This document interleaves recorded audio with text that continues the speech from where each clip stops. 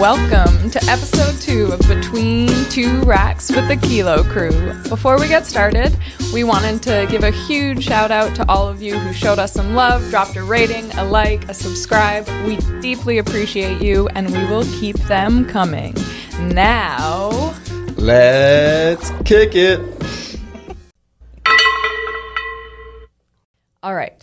On today's episode, I wanted to bring up a general topic and then just kind of see how it flows. I think with this topic, we're going to get into the weeds a little bit. I think there will be other things we'll touch on in a very general sense. But on last week's episode, Porrick, one of your key attributes was the ability to get results via load selection with clients. And then this past weekend, we just hosted the specialty techniques seminar where we covered 50 specialty techniques. And there was a lot of focus on the importance of load to properly execute those specialty techniques. So I'm going to turn it over to you, Porrick, to get us started today. So when we're loading in strength training, the overarching goal of load selection to get results is to achieve maximal tension. So maximal tension is going to help you achieve any of the qualities you want to train, whether it's maximum strength, hypertrophy, or power output. Zasiorski in Science and Practice of Strength Training, which we always talk about, laid out these 3 ways of achieving maximal tension, and how we load for each of them is going to be slightly different. So like the easiest way would be take one by one. So like for maximum strength, we want to use loads of over 80% because this is going to allow for maximal motor unit recruitment from the very first rep of a set. So if Steph, so on average during our undulating periodization, the average rep over a 4-year cycle is roughly 6. So that inherently means that our average intensity already is in the max effort method for our A series. That's obviously not by luck.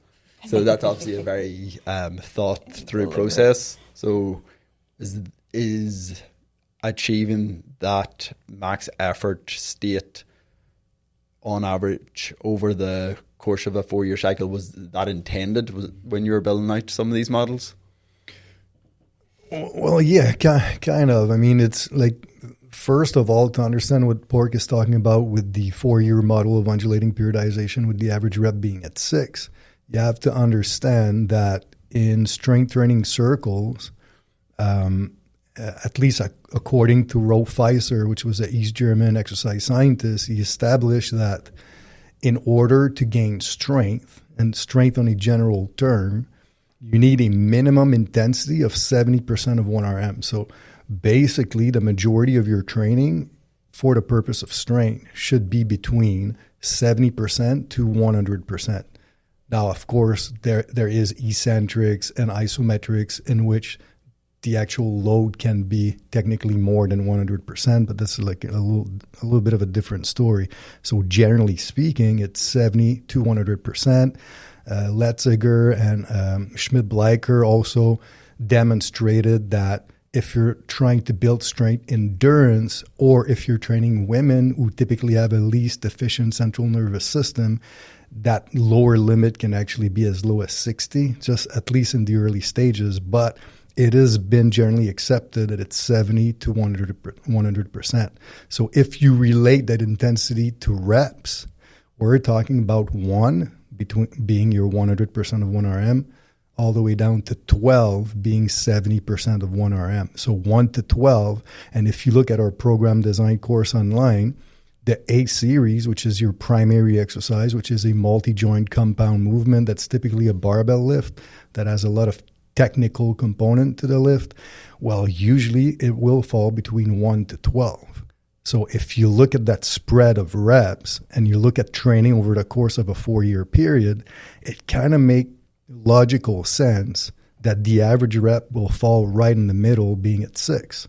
Because undulating periodization is all about a balancing act between higher intensities and lower intensities. So higher intensities with lower volume and lower intensities with higher volume, and you're balancing things in a progressive manner over time. So to me, it makes perfect sense that the average rep is 6. And like Porrick was saying, 6 is 83% of 1RM, which puts you automatically in that max effort intensity bracket of 80 to 100% of 1RM.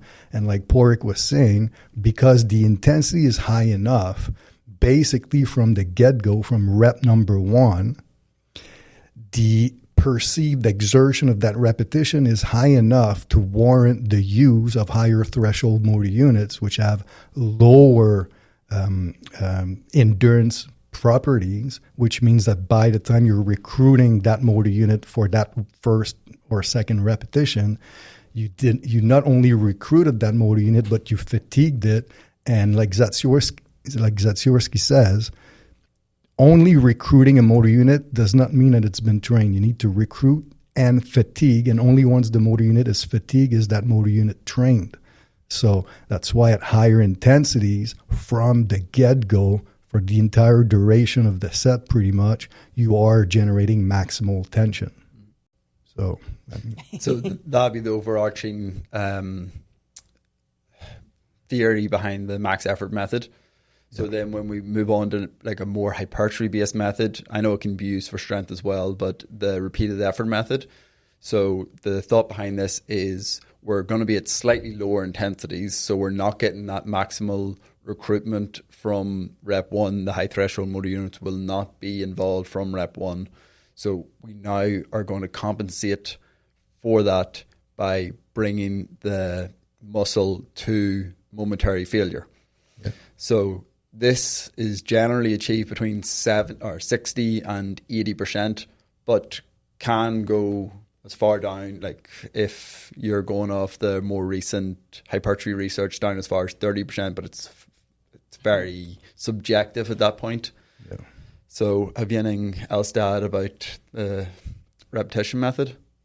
Yeah, I mean, so like Porrick said, the repeated effort method, it's 60 to 80%. So we're talking about 8 to 20 reps, generally speaking, at least for the development of maximal strength. Now, like research from 2011 showed that as low as 30% can lead to hypertrophy. But the problem with such low intensities is in order to truly get maximal voluntary contraction, which is training to concentric failure, I mean, there's a ton of, it's not as straightforward. It's kind of like running a marathon. The last few miles, it's a lot of mental grind. It's not like a clear cut, oh, I can't do it anymore, and you're shutting down.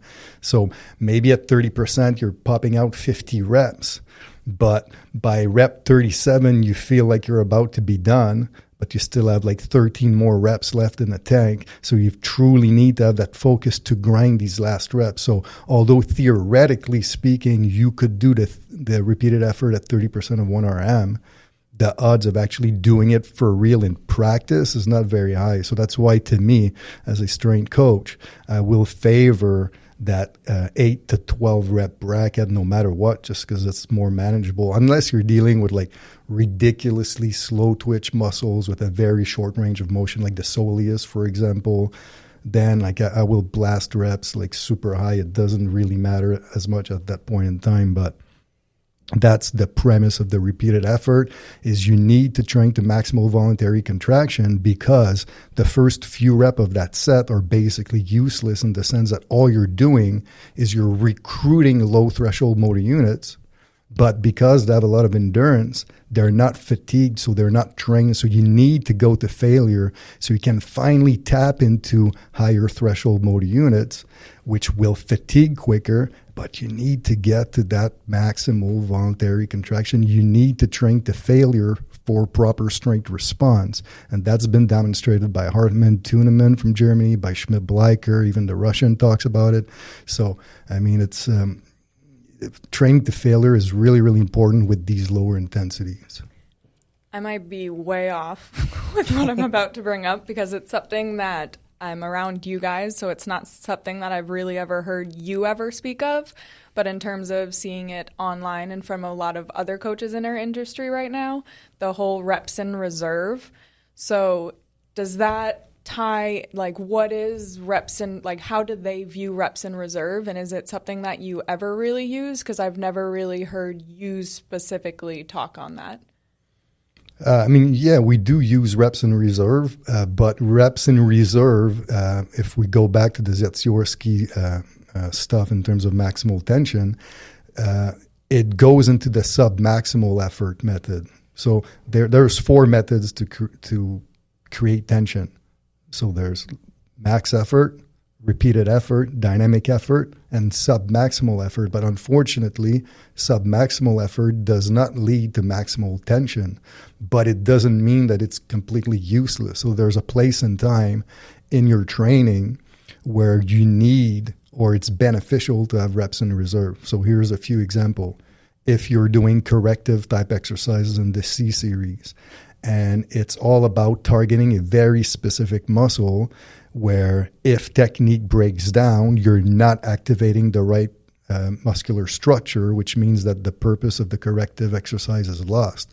So maybe you're better off at this point in time to have a few reps in reserve so that the quality of execution of the movement is top notch, so that you're actually working on the correction of the muscle and or movement pattern you're trying to improve. So training to failure sometimes disrupts proper grooving or proper motor pattern, so you need to be careful.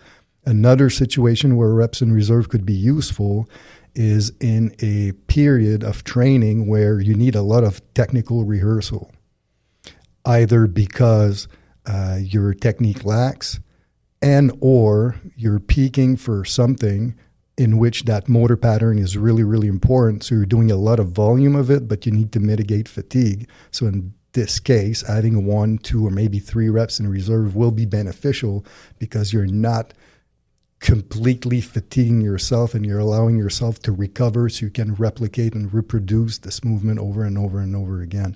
So there is a place for reps in reserve, but you have to understand that if your request is true development of maximal strength, and all you do is a bunch of reps in reserve training across the entire session, you're going to have the same strength and look the same for years to come.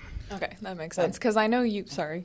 I was just going to say you would also use reps in reserve with a beginner, right? When you're trying to teach them like how to groove the exercise so that they're not too fatigued so that they can learn the proper technique. Yeah, because I know I haven't heard you specifically say reps in reserve, but I do always hear you or tell me to say, okay, leave 2 reps in the tank. Like, know when you need to stop the set. And one other thing is that we, most of the time, recommend step loading for the A series.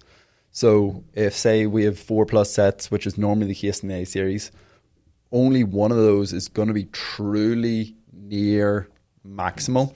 So we're going to use an intensity spread that inherently it's going to have reps in reserve for most of the sets, but we're building up to that final set, which may be an all-out whatever RM that you're working for that day. But it means that it's not 5 to 6 to 7 sets of max effort every set. We're going to be having reps in reserve without actually having programmed them. But with the 10% intensity spread, they're going to inherently be there. Yeah, that ties back to another thing with load for me, and it took me a while to understand, as I know now sitting in the back of the class, I always hear you teach how we use the step loading for the A series, but then for the B series, that's when we reach failure more often in the majority of our training sessions. Yeah, that's simply because the nature of the B series with assistance exercises, the average intensity of the B series is lower. So it kicks you out of the max effort window. It pushes you into the repeated effort. So because we're in the quote unquote repeated effort intensity window, then you have no choice but to train to momentarily voluntary contraction if you want to have full development of these motor units.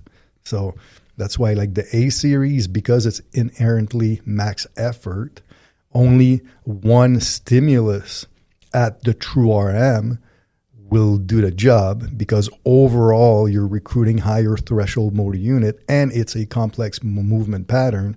But let's say you're doing a lower body session and you're working the knee flexors and your B series exercise at a leg curl. It's a single joint machine, not a lot of coordination needed. So it's very easy to train to concentric failure at that point. It doesn't require as much skill as all of these complex multi-joint movement patterns.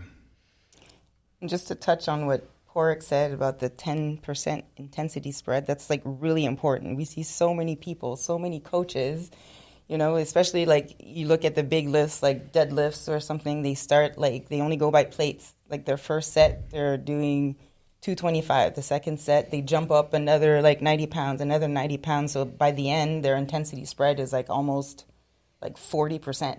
So that's like a warm up. So it's really important to get that 10% intensity spread so that you get those benefits, that you're close to your RM. Yeah, exactly. And like what Alex is saying is really important, and it's kind of cool too, because classically, if you look at 1940s, like strength training, like they had these super narrow like pyramids where it could be something like 15, 12, 10, 8, 6, 4, 2 reps. And that was like, that's what you were doing on squat, let's say. But that's way too wide of an intensity range. We're talking here about like a 34% intensity range. It's too wide. The thing is, the central nervous system, in order to develop strength, I was talking about it in the course this weekend. There's like a concept in strength training periodization called saturation. So, and that saturation is based on the law of repeated effort. So the brain, if you display super wide range of intensity, you're displaying too many variables, too many different variables to the brain that it doesn't really know what it is you're trying to adapt to. So the law of repeated effort means that you choose a narrower window of intensity where now the brain knows what it is you're trying to accomplish with that session. So because of that, then it's the law of repeated effort. You're repeating and repeating and repeating and repeating that motor pattern, so that motor recruitment pattern on that movement with an intensity that is subjecting the same like stress towards the same adaptation. So it really builds the concept of saturation. And this was demonstrated, like in the 1940s, they didn't account for it. Then later on, you had guys like Tudor Bompa that recognized that you needed a smaller window. Like in this case, like he's talking about 20%. But then later on, like guys like Hartmann and Tuneman from Germany, like they, and even Roger Inoka and Duchateau and a lot of their research, what they realized is 10 to 12% was actually better for the expression or development of maximal strength. So that's why, and I also learned that from Charles Poliquin, like he really used that window bracket to make sure that you're really forcing the right adaptation. That's also why if you look at rep ranges, like let's say, you know, like a lot of people use rep ranges, 5 by 3 to 5, okay, or 4 times 6 to 8. Well, all of these rep ranges are within that 10% window. Most of these rep ranges are within a 5% window. Like 3 to 5, it's 85 to 90%. 6 to 8, it's 78 to 83%. So 5%. So law of repeated effort. Same thing. If we look at broad pyramids, like 8, 6, 4, 4, 6, 8. 78%, 83%, 88%. It's all within a 10% window. So that's why we really promote that in our training to make sure that we're optimizing the training response with whatever mesocycle that you're doing. I mean, that brings up the point for a lot of you who have followed us since the beginning and have a lot of our online programs. If you have version 1 of those programs, we originally started where we use those rep ranges. We put 4 to 6 or 6 to 8, but then it started like we changed because, and personally, I know I was a little bit like that. You'd see that rep range that said 4 to 6 and you'd be like, well, I got 4, so I'm still good. But that's not, the goal is 6. So you're missing the total volume if you're not hitting that. So if you want to talk about why we kind of moved away from using those rep ranges in our programming and now just always putting 4 by 8. Well, that's exactly why. So if you have 4 by 4, let's say 4 sets of 4 to 6, we're assuming a rep volume of 24. Yeah. Okay, like the top rep was always the target. But the problem, and I was like that myself, but the problem is you have that 4 to 6.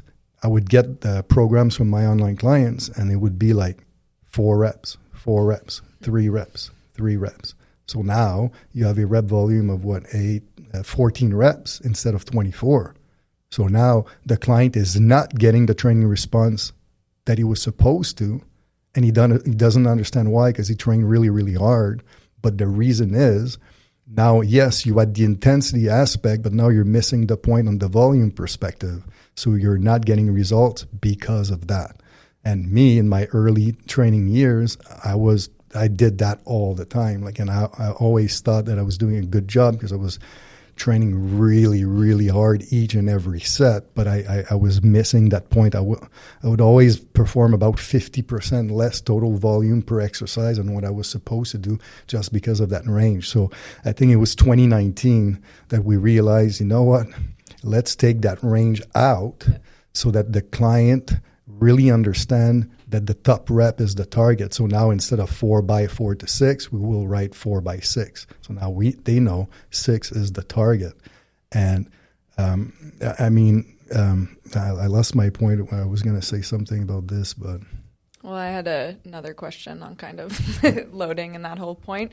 So I know, again, personally, like when I first start week 1 of a new program, so we work with 3-week mesocycles. So for a really long time, I was going into week 1, and it was like right off the bat on my first set, I was kind of grinding out my last couple of reps. And then it took me years, and obviously you guys were always telling me like, stop doing that so much. But for me, I just always wanted to lift more. So how do you approach loading in week 1 to week 2 to week 3 of the mesocycles, even because we have that rep target? So how do you go about selecting the load for week 1? Yeah. Is this you're talking about the A series or the B series? A series. Okay, so A series, well, I personally will generally look at their user estimated 1RMs and then back off a couple of percent. So backing off. Yeah. So say we're working it's meant to be a 6RM, which is 83%. The top set I'll aim for that day ever will be 80%, and it might even be a few percentage lower than that, depending on how that client responds to changes of exercise and progression from week to week. Some people are really good and can do a 3 to 5% progression from week to week. Other people crash and might have to do a 2 to 3. So say someone crashes and can only hold a 2 to 3%, they may be fine starting at 80 the next week, getting to their 83, and then the final week pushing past that 6RM to set a new 6RM. Whereas some people who are really good and can progress with bigger jumps, it's worth starting them a little lighter. So say 78, then hit 83, and then they might go up and hit 85 or 87% in that last week. But it's very individual to the client. I think that's a really important aspect for people to understand, because for so many people, I think that first week they go out of the gate and they just go all out, but then you're already burning yourself out in week 1. So then week 2, you're just crashing. And I find a lot of people think that's not how we view it, but now you know. Now you heard us speak on it. Well, especially knowing that it's sometimes different for squats and stuff, when you're always going to have repetitions of it, so you're never losing that movement pattern. For the first couple of years, and say you're changing the pressing angle every 3 weeks, if they've just went 3 weeks without doing that press, they may have lost the skill slightly. Or even more extreme, they may have not done that exact press that you're asking them to do. So what your estimate 1RM is not actually accurate for this exercise. So you just have to really know your client, and it's better to always be conservative week 1 and give yourself place to grow than to hit a wall in week 1 and have to readjust your full meso because of that. It's really important to, we talked about this in the last podcast, but it's really important to track results, to track your reps and your weights so that you can have a better flow or progression of load through your training years. And like I was saying this in class this weekend, like all of us in our A series and our compound primary lifts, we miss maybe 3-5 reps total in the entire year in our A series. Okay, so that's because we pay extra attention to properly load, use that step loading range of 10 to 12%. So this leads to like success. But so the importance of tracking and everything and knowing your clients and figuring out what works for them. When you have a brand new client and you're trying to figure out what load to start them off, what are some of the things you guys do in terms of getting started? Within your client, it's really learning the technique is the most important thing. So, we have a lot of experience, so we can assess just by, the assessment that we do, but also just looking at how they move. We do a warm up so we can start to gauge what weight that they should start at. And then, so you're not wasting those first few sets like we talked about, like that. We still want that 10% intensity spread when they're doing their set. But the most important thing is their technique. So you're assessing them, you're looking at how they're moving, and you just kind of base it on, like, is it too easy? Can they do more reps? If they can do like 3-4 more reps, then maybe you'll increase the weight the next time. And then if they can't, then you can kind of So I guess, like you said, it's using the reps in reserve for new clients because the importance is heavily focused on the technique. So you want to get that down. Yeah, the movement skill is going to be their biggest training adoption for the first couple months, probably.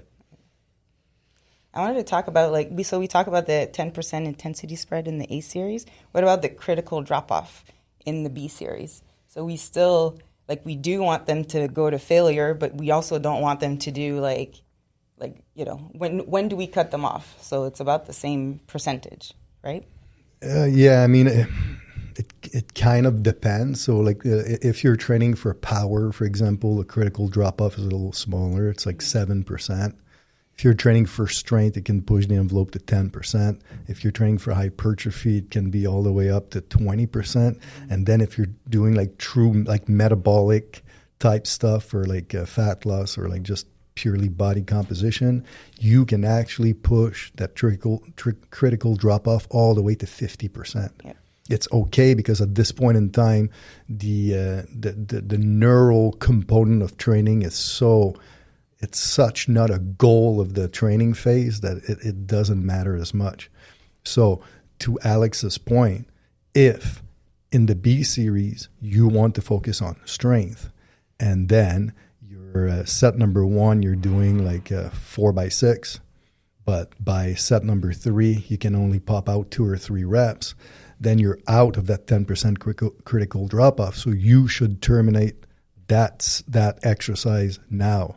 It means that if you keep on going, not only will your performance keep on decreasing, but now you're creating an even bigger dip in the recovery curve, which will affect the performance of the next session. And keep in mind that unlike quote-unquote bro splits, where you're training your body part only once every 7 days, we tend to prefer for the majority of the time, at least 85% of the time, a upper-lower split. So it means that you're training upper body on Monday, you're training it again on Thursday, still using compound movements. So yes, you're not doing the exact same movement pattern, you're not tapping into the exact same motor units, but you're still taxing the joints, tendons, ligament, central nervous system, and on and on and on and on. So you need to be careful at going too hardcore for counterproductive or low quality training. That actually brings up a good point in terms of loading, that the more frequent you're doing an exercise or a very specific lift, the more conservative you have to be with that load. If you're following one of our squat macro cycles and you're squatting twice a week, you better be conservative or you're going to crash and burn week 5 of the 12-week macro. Whereas if for deadlifts, while deadlifts are very, very draining, knowing that you only perform that 3 times or you perform it once a week and you only perform it 2 out of the 4 mesocycles, you can afford to push that slightly harder because you're going to get the supercompensation effect in the mesocycles that you're not training it directly. Yeah. But yeah, the higher the frequency, the more conservative you have to be with your loading. Yeah, and the back squat is the one movement that we continuously repeat and repeat and repeat for the most part. So I know we've spoken on A series and B series, but as most everyone knows, to the majority of our programs, we have a C series. And I find that loading for the C series is obviously a little more simple than the A and Bs. But how do you view loading for the C series? I mean, C series, to me, it's because of all of the exercises that we use in a training program over the course of a training year, the C series is the spot on the training program where you're going to have the most variation. Like, you might do a tricep exercise once a year. Okay, so it's hard, right? Like, even if you keep track of the load, if you haven't done, let's say, a mid-pulley rope French press seated in 14 months, the odds that your strength level is the same and you're going to have a positive training effect 14 months later with the weight you used to do before, it's not. So you because the movement selection at that point is so much simpler, you basically use that first set of session 1 as a gauge. And what I do personally, so let's say I'm supposed to do 3 sets of 12, I use 100 pounds.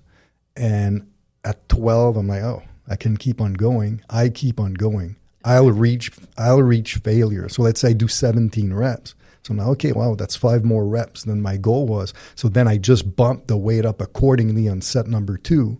And then maybe I'll fail at 11 or 12. So now I know that I figured out the right weight right away. So now I use that weight of set number 2 as my gauge for the rest of my mesocycle. But then there is what Steph was saying earlier for the remedial type exercises that we have in the C series, where movement quality is much more important. That's when we'll use a sub-maximal effort and make sure the movement quality is emphasized over them reaching failure. Because if you bring it is obviously okay to bring some of these exercises to failure. Like, you're not going to kill yourself, but the chances of you using faulty movement patterns to get there are so much higher. So it's better to have 1 or 2 reps and know they're performed highly well. Yeah, like a good example, like bis, tris, delts, very simple, right? Very simple, but a movement that you need, or a muscle that you need to be really careful, neck. Yeah. Okay, so if you're doing neck extension with a client that's never done it, and you train that to failure, your neck's going to be wrecked for like 5 days. So, so that you're better off like making sure you have proper technique, good range of motion, leave a few reps in the tank, and then you build up capacity over time. But on the flip side, we have a few clients who like to warm up their B and C series. You know who you are. Don't do that. You still want all the sets to count. I think we're fortunate nowadays. I'm going to kind of switch a little bit. Well, do you want to cover power first? So stay in the weeds. We just skip one, I think. Okay. Quick overview. Yeah. So for dynamic effort, if we're going back to the terms, the reason why it can create maximum tension is because it doesn't apply to the size principle. Since the velocity of the movement is very, very quick, the high threshold motor units are recruited from the very start. Due to this, load is going to dictate velocity, but if you've got the ability to measure velocity, that is the most important outcome or metric for managing what the quality you're training in is for dynamic effort. So I don't know how much in the weeds you want to get about this. This could be a full podcast, but do you want to give a slight overview? Well, because the dynamic effort method, like Pork says, velocity dictates everything. And the speed of contraction And the faster the speed of contraction, the more you're recruiting type 2X. And type 2X fibers are the thickest, most powerful, and most pro-velocity fibers that you have, but also they're the ones that have the least endurance. So if you're training, like say, explosive strength, which is a little slower on the force velocity curve, then it's still fast enough to recruit high threshold motor units, which means that you are creating maximal tension, but it's slow enough and heavy enough that you can afford a little bit more reps and still have a positive training outcome. But let's say, for example, you're training starting strength, which is really hard to do. Now, starting strength is way faster. What's an example of starting strength? Like, let's say dead stop squat with bands with really light weight. So a light dead stop or light inertia squat with bands. And we're talking light, like 10, 20% barbell weight and 10 to 40% bend tension, depending on the skill of the trainee. But it's fast. It's 1.3 meters per second minimum.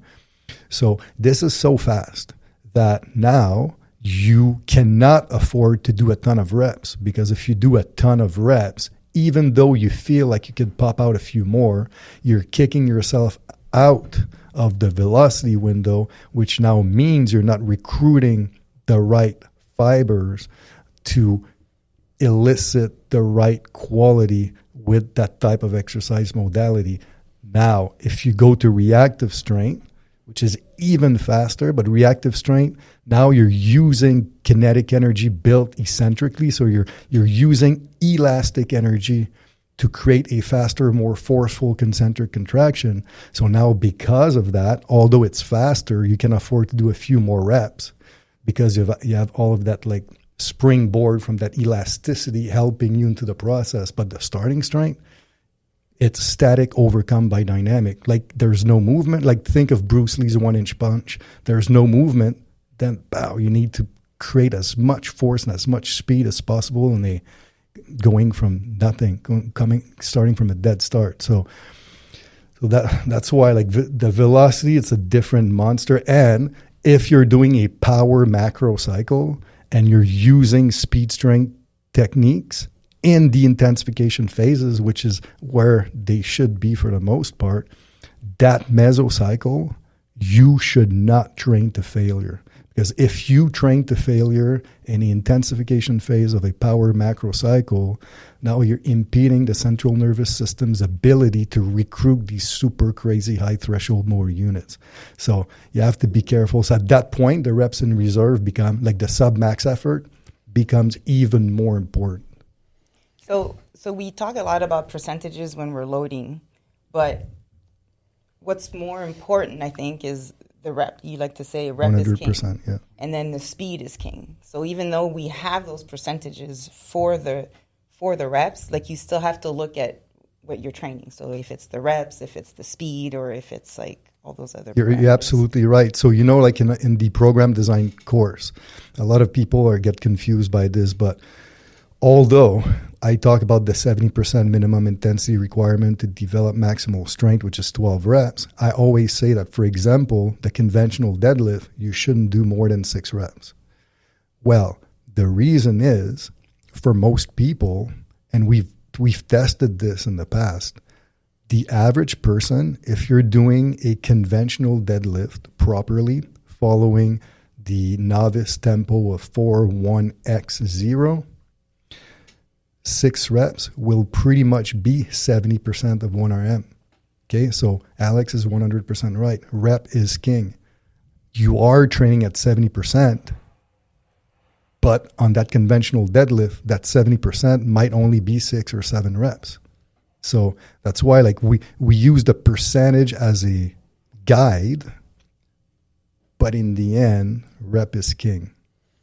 Okay, so let's say you want to do 5 reps. 5 reps is 85% on average on a multi-joint movement, by the way. Yeah. This does not apply to wrist curls, neck extension. Okay, these are for multi-joint barbell movements.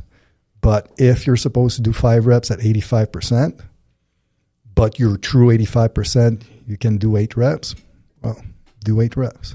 And then we also know that the higher your training age, the less reps you can do at any given percentage.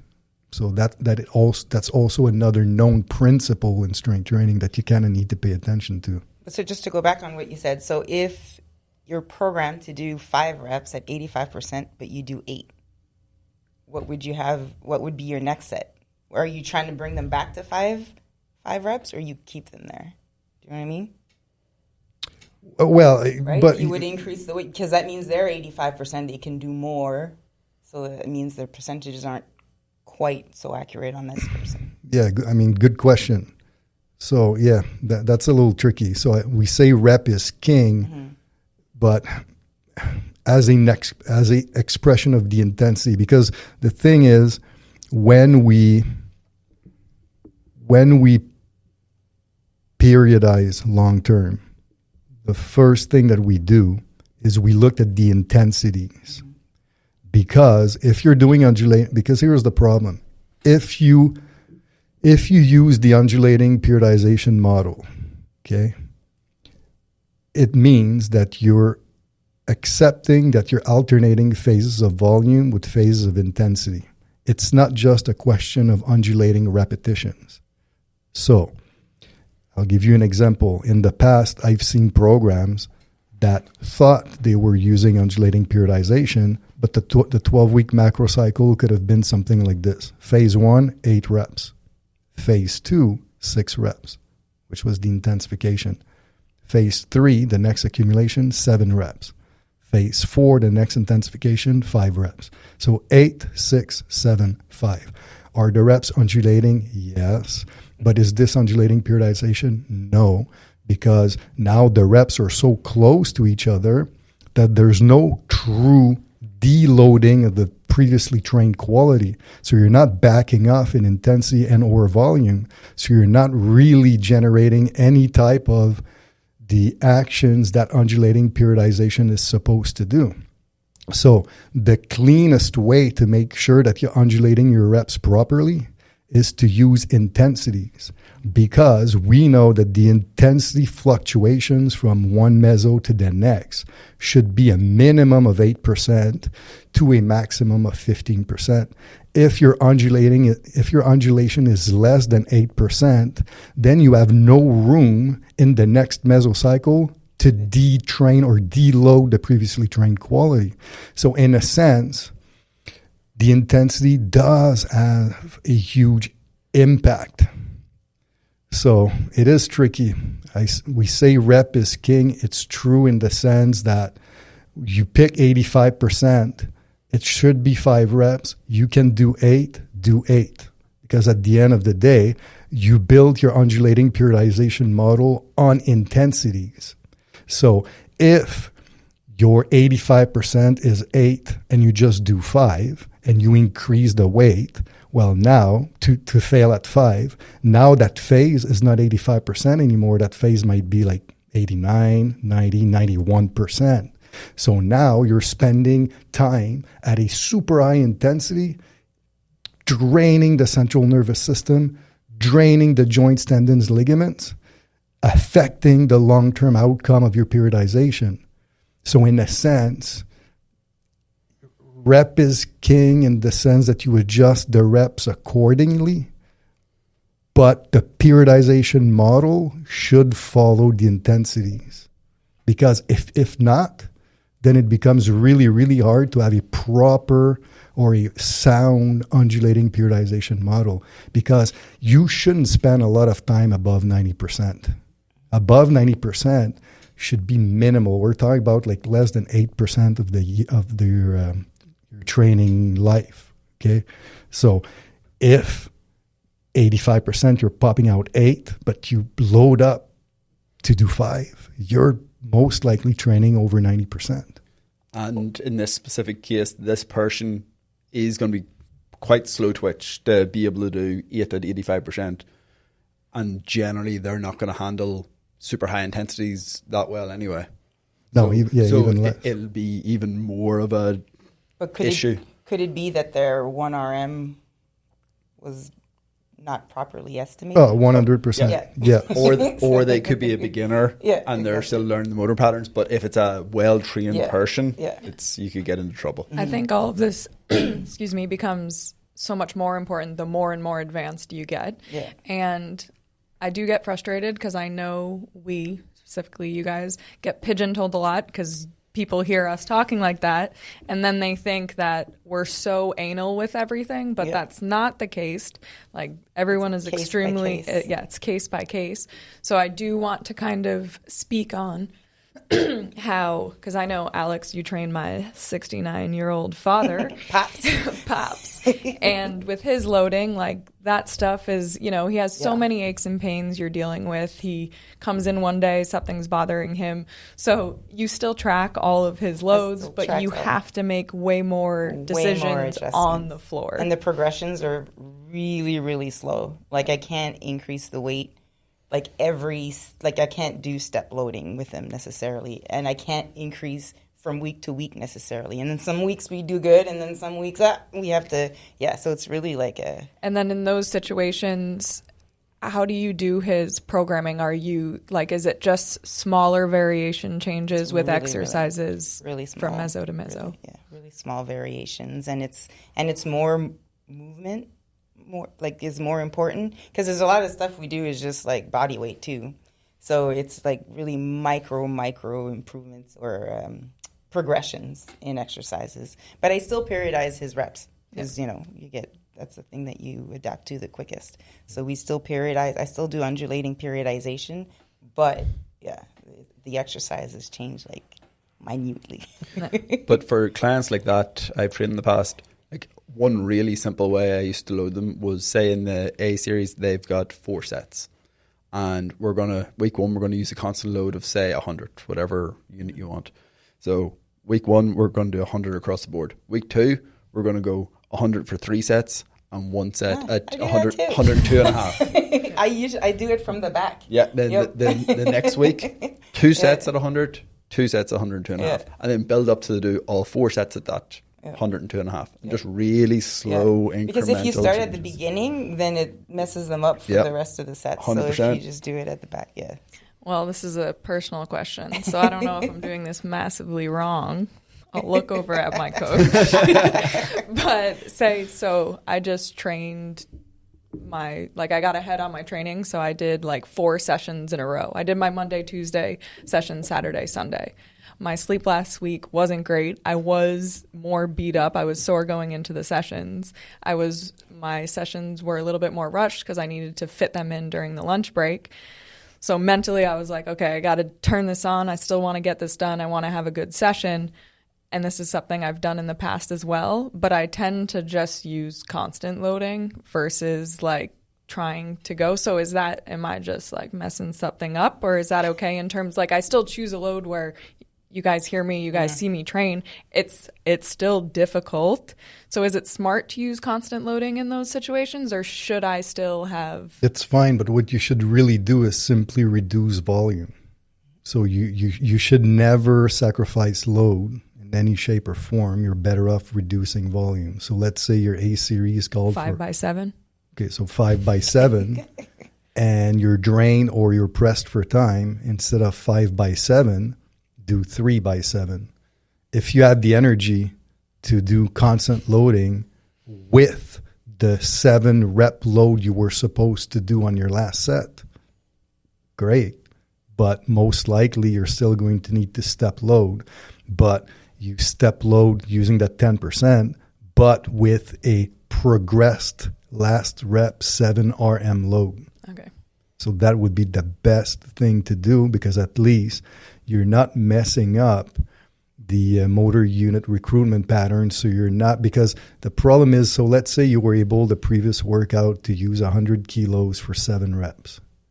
But now you're going faster, you're pressed for time, and you're wiped, and you're using constant loading, but instead of, subjecting your brain to a load of 100 kilo for 7 reps, you're like, man, the only way I can maintain these reps with these short period and 5 sets is to use 90 kilos. The problem now is you're detraining yourself. Okay. Because now you're reinforcing a inappropriate motor unit recruitment pattern.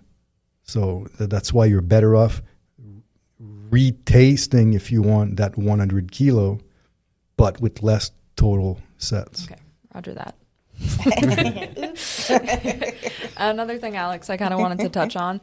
I think nowadays we're really fortunate because there are so many female trainees that now want to get stronger. But I know going back to our California days where we had a lot of women clients in the gym with us, and they now scared. Yeah, I was going to say the whole weight. Scared of the weight and loading. So how do you kind of like coach your females when you first get I always them? said I wish I could put like a tape on the numbers on the dumbbells so they wouldn't see it, because so many times you see a female doing 10 reps with, let's say she's dumbbell press with 20 pounds, and then you go to 22 and a half, and then all of a sudden they can only do 3. So that happens a lot. So a lot of times it's just trickery. You get them to do an extra few reps with the weight that they know. Let's say the goal is 10, but you know that they can do more. Have them just keep going. You can do time sets. That's a good way to do it too. You just say, for 60 seconds, I want you to do as many reps as you can. So that's just a way to get them out of their, they're just so stuck in different because I think a lot of women you see in the gym, or even people we speak to, it's the same weight every week. They're like, I do 15. Yeah. They just do that. Or you increase the weight, and then you don't give them necessarily the target is still 10, but you just say, I just want to see how many you can do. And then you just keep pushing them on that. When I had my groups back in Ireland, I always had a female group, always. One thing that worked better than anything else was I always did the loading for them. So I put the weights on and off the barbells, but I never used the big plate. They got the plate that they were comfortable with. So say it was a 10 kilo plate, so it was a full size plate, and then I built up everything with micro plates and stuff, so they couldn't do quick math in their head, because say they were squatting 60 kilos and it was a 10, a 5, a 2.5, ones, all that there to build it up. They could do their reps. If I put a 20 kilo plate on each side, they can't do it. Yeah. So I wish they did that with dumbbells. Yeah, so they're all the same size. I did that for years, and it works. Just don't make it easy for them to look and do quick math. All right. I don't know if you wanted to talk about loading patterns and stuff like that, or is that something you wanted to do? It seems like you're itching to say something. No, Steph. I'm legit asking. A lot to cover there as well. Or that could just be its own episode. Yeah. Maybe we'll cover it next time. Okay, so I do want to wrap up this episode bringing up a question that a listener proposed to us. So I have 2 questions that I'll bring in. So first, someone would like to know what we each ate for breakfast today. So I'll start mine. If you follow me on social media, I post my meals a lot. So my breakfast this morning was a beef patty, an avocado, and then a fruit. So I had blueberries and oranges, my avocado and beef. I just put salt on my beef. And this is something I basically eat every single day except Saturday and Sunday, because I like special breakfasts on Saturday and Sunday. But that's what I feel best on. So I always do red meat, fruit, and avocado. Steph, what was your breakfast this morning? Greek yogurt, kefir, chia seed, cashews, blueberries, raspberries, blackberries, and 2 scoops of grass-fed whey. No, beef protein. Grass-fed whey. Oh, sorry. Okay. I think I put beef protein in my breakfast when I made it last night. 4 eggs. I had 4 ounces of ground beef, 3 eggs, and coffee. Coffee is part of breakfast. Alex? I like to have a shake Monday through Friday and a fancy breakfast of eggs on the weekend.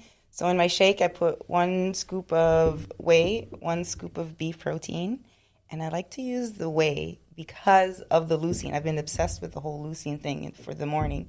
And then I realized just recently, Steph told me, and I was devastated, that there's not enough leucine in beef protein. So that's why I like you need you need 2.5. 100 grams worth of beef protein to get 2.5 grams of leucine. Oh, I was devastated. But luckily I'm okay with the whey protein. So I do that, and I either put chia seeds or I put flax seeds. I put a little bit of like 10 mLs of MCT oil and some berries. Okay. Yep. Sometimes I make your shake. That's Yeah. what I put in. Okay, so that was the first question. The second one was the importance of consistency and grind in the quest for size and strength. How important is it, and how much does it truly potentiate results? It's everything. It's everything. As long as you're eating enough. Because you can do all that and not eat enough and still get no size results. Yep. Gotta get that protein in. So the answer is just everything. Everything. Everything. You gotta train hard. You gotta eat well. You gotta sleep. You gotta recover. You gotta. Like, unless you're everything. Kevin Levrone, you need consistency and grind. Because this dude, like, he would train for 3 months leading up to a show, finished up 3, don't train for 8 months. Oh, I have another show in 3 months. You go back. And both are important. There's no point having consistency without training hard. Yeah. There's no point training hard without consistency. Okay. And on the flip side, to all the women who are scared to gain muscle and look too big, if you don't do all those things, it's not going to happen. So chill out. I've been training a real long time. Yeah, we've been training to back a long up some time. muscle. It takes consistency and a shit ton of grind. Okay. So, some final thoughts. I did want to mention that we will be wrapping up our Q2 education next month. So we have the Sports Performance Seminar, June 7th to the 9th, the Speed Strength Seminar, June 13th to the 14th, and the Maximal Strength Seminar, June 15th to the 16th.